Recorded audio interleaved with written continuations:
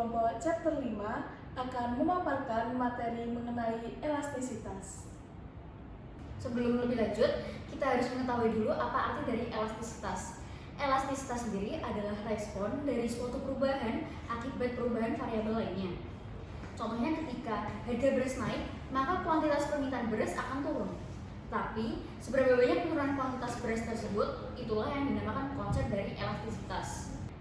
Rumus dari elastisitas yaitu di mana elastisitas A terhadap B dengan rumus persen dari perubahan A dibagi dengan persen dari perubahan B.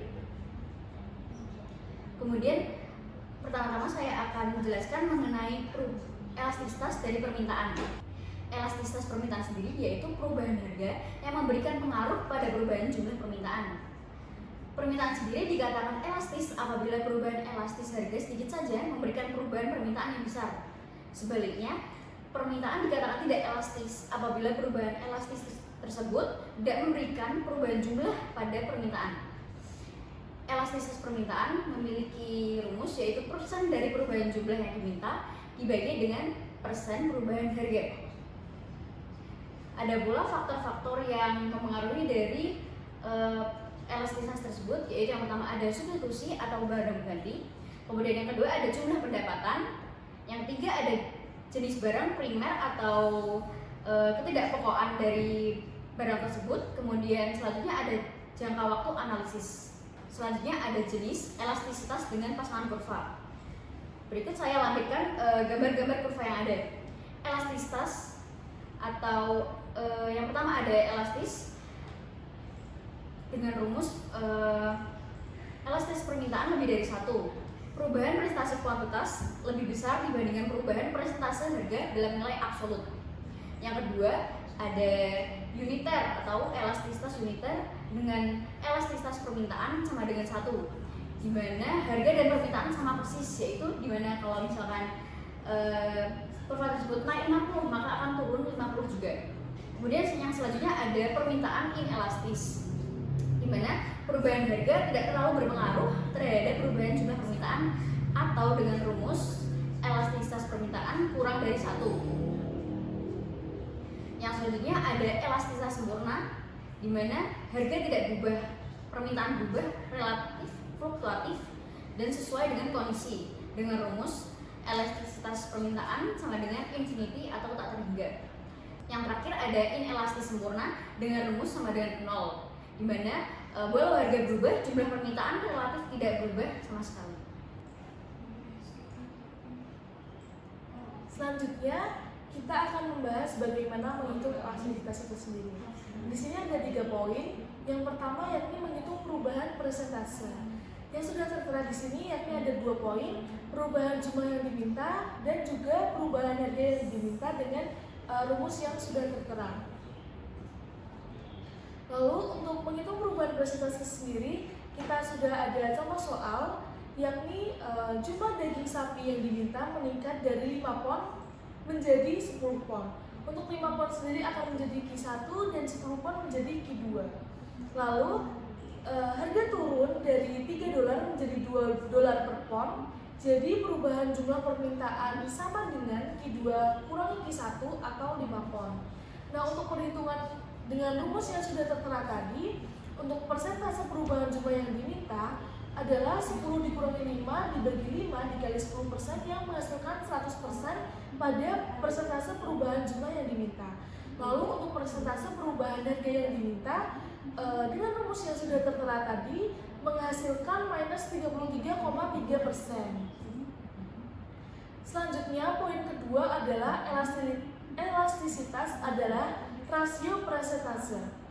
Di sini ada poin perubahan jumlah yang diminta dihitung dengan rumus elastisitas harga permintaan, yakni persentase perubahan jumlah yang diminta dibagi dengan persentase penurunan harga. Dan di sini ada poin-poin mengenai elastisitas. Untuk permintaan elastisitas sendiri memiliki nilai absolut lebih besar daripada 1. Untuk permintaan tidak elastis, rasio akan memiliki nilai absolut antara 0 dan 1. Dan jika kedua persentase tersebut sama, sehingga persentase perubahan harga tertentu menyebabkan persentase perubahan yang sama dalam kuantitas yang diminta. itu juga elastisitas sama dengan -1 dan disebut dengan elastisitas uniter. Nah, selanjutnya ada elastisitas harga permintaan sendiri yang pada kasus tadi dihitung sebagai dengan rumus yang sudah tertera. Untuk persentase perubahan jumlah yang diminta sebesar plus 100% dibagi persentase perubahan harga sebesar minus 33,3% yang menghasilkan elastisitas harga permintaan sebesar minus 3,0%. Mohon maaf, elastisitas harga permintaan sebesar minus 3. Nah, menurut perhitungan ini, permintaan steak atau daging sapi tadi bersifat elastis ketika kita melihat kisaran dari antara $2 dan $3 itu sendiri. Lalu yang ketiga adalah poin rumus titik tengah. Di sini kasusnya adalah harga daging sapi naik menjadi $3 kembali yang menyebabkan jumlah permintaan turun kembali ke 5 pon. Dengan Q1 adalah 10 dan Q2 adalah 5. Dengan rumus yang sudah tertera menghasilkan persentase perubahan jumlah yang diminta sebesar minus 50%. Jadi untuk perhitungan awal tadi, kenaikan 5 pon menjadi 10 pon adalah kenaikan 100% karena nilai awal yang digunakan sebagai dasar adalah 5. Tetapi penurunan dari 10 pon menjadi 5 pon merupakan penurunan 50% karena nilai awal yang digunakan sebagai dasar adalah 10. Nah, hal ini bisa dikatakan salah karena kita menghitung elastisitas pada interval yang sama pada kurva permintaan. Nah, mengubah arah perhitungan seharusnya itu juga tidak mengubah elastisitas dari kasus itu sendiri. Lalu untuk rumus titik tengah persentase perubahan jumlah permintaan sendiri bisa dirumuskan seperti yang sudah tertera di sini dengan hasil akhir yakni persentase perubahan jumlah yang diminta sebesar 66,7%. Lalu untuk persentase perubahan harga sendiri dengan rumus yang sudah tertera menghasilkan persentase perubahan harga sebesar minus 40%. Lalu dari persentase perubahan harga dan persentase jumlah yang diminta bisa kita hitung untuk elastisitas harga permintaan itu sendiri yang menghasilkan elastisitas itu sendiri sebesar minus 1,67. Seperti itu. Perubahan elastisitas sepanjang kurva permintaan garis lurus. Hal yang menarik dan penting adalah bahwa elastisitas itu berubah dari satu titik ke titik lainnya di sepanjang kurva permintaan. Bahkan ketika kemiringan kurva permintaan tersebut tuh nggak berubah. Kok bisa sih elastisitas tuh bisa berubah ketika kita menurunkan harga? Nah, nggak heran juga bahwa kita saat menuruni kurva tersebut tuh elastisitas juga ikut menurun. Tapi permintaan tuh menjadi kurang elastis pas kita tuh nurunin harga. Next, ada elastisitas dan total pendapatan. Nah, jadi formula total revenue itu price multiple quantity. Terus next ada pengaruh kenaikan harga pada produk yang dengan permintaan inelastis. Jadi ada pengaruh kenaikan harga pada produk dengan permintaan inelastis. Nah, akibat dari adanya kenaikan harga, maka kuantitas yang diminta akan menurun. Jadi ada pengaruh kenaikan harga pada produk dengan permintaan inelastis. Artinya akibat dari adanya kenaikan harga, maka kuantitas yang diminta akan menurun. Terus yang kedua ada pengaruh kenaikan harga pada produk dengan permintaan elastis. Ini tuh akibat dari adanya kenaikan harga, maka kuantitas yang diminta akan menurun. Jadi di elastis dan total pendapatan itu ada effect of price increase on a product with inelastic demand. Yang ketiga ada pengaruh penurunan harga pada produk dengan permintaan elastis. Ketika harga barang yang bersifat elastis diturunkan, akibatnya permintaan akan barang tersebut tuh akan meningkat sehingga total revenue akan meningkat juga. Yang terakhir ada pengaruh penurunan harga pada produk dengan permintaan inelastis. Ini ketika ada barang yang bersifat inelastis diturunkan, pengaruhnya terhadap permintaan barang itu yang terlalu besar gitu. Akibatnya permintaan barang pun naik dan juga total revenue akan turun. Selanjutnya ada faktor-faktor yang mempengaruhi elastisitas permintaan. Faktor pertama yaitu ketersediaan pengganti. Faktor yang paling jelas yang mempengaruhi elastisitas permintaan adalah ketersediaan barang substitusi. Jika suatu barang memiliki pengganti substitusi, maka elastisitas harga akan tinggi. Berlaku sebaliknya, jika suatu barang tidak memiliki pengganti yang sama, maka konsumen tidak akan terpengaruh walau harga barang tersebut naik. Faktor selanjutnya ada dimensi waktu. Di dimensi waktu ini elastisitas suatu barang akan lebih tinggi dalam jangka yang panjang dibanding dengan jangka pendek. Faktor ketiga yaitu pentingnya menjadi tidak penting.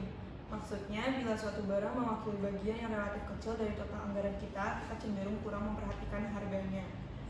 Contohnya sebungkus permen, misal kita beli sebungkus permen sekali-sekali nih. Kita mungkin nggak sadar kalau sebungkus permen ini naik harganya, misal dari 25 sen jadi 35 sen. Padahal kalau dihitung pakai rumus titik tengah, kenaikan harga ini mencapai sebesar 40%. Dalam kasus seperti ini, kita cenderung tidak terlalu menanggapi perubahan harga dan permintaan cenderung tidak elastis. Baik, di sini saya akan menjelaskan tentang elastisitas penting lainnya.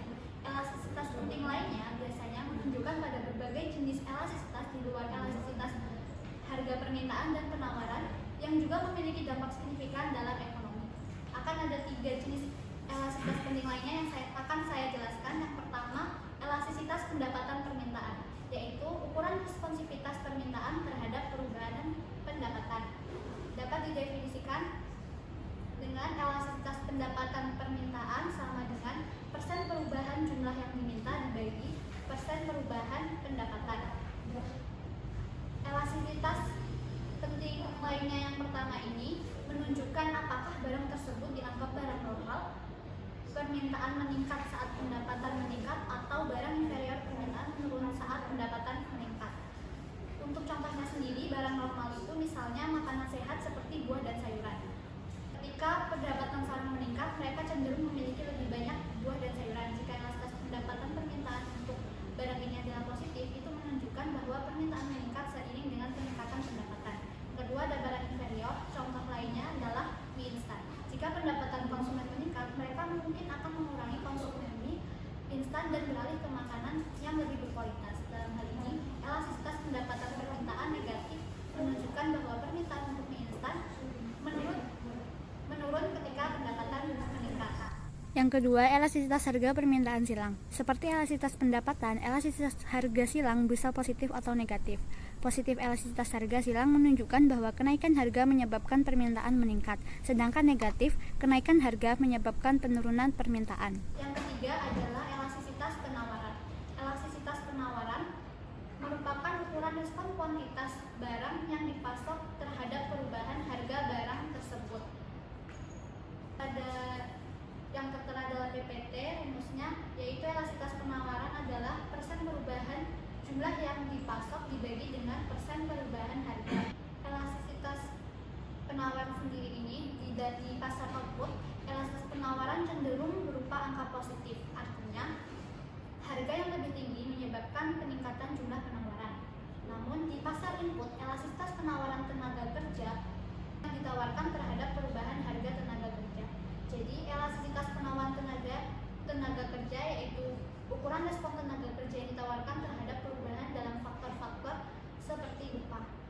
Rumusnya, elastisitas penawaran tenaga kerja persen perubahan kuantitas tenaga kerja yang disediakan dibagi persen perubahan tingkat upah. Selanjutnya adalah elastisitas titik opsional. Nah, di situ terlihat ada tulisan opsional, nanti akan saya jelaskan di beberapa slide berikutnya secara lebih rinci. Nah, kita akan masuk ke pengertian elastisitas titik. Nah, elastisitas titik ini adalah konsep dalam ekonomi yang mengukur seberapa responsif jumlah permintaan suatu barang terhadap perubahan harga pada titik tertentu di sepanjang kurva permintaan. Penerapan elastisitas titik ini digunakan ketika kita ingin mengetahui elastisitas pada suatu titik tertentu daripada rata-rata antara dua titik. Karena dua titik itu pada kurva permintaan bisa sangat berbeda tergantung pada seberapa besar perubahan harga dan perubahan kuantitas yang terjadi. Terus lebih akurat untuk perubahan harga yang sangat kecil karena elastisitas busur dapat memberikan hasil yang berbeda tergantung pada titik awal dan akhir. Kemudian kelebihan elastisitas titik. Nah, itu lebih akurat untuk kurva yang tidak linear karena elastisitas bisa berbeda di setiap titik. Terus memungkinkan analisis elastisitas pada harga atau kuantitas yang spesifik di pasar.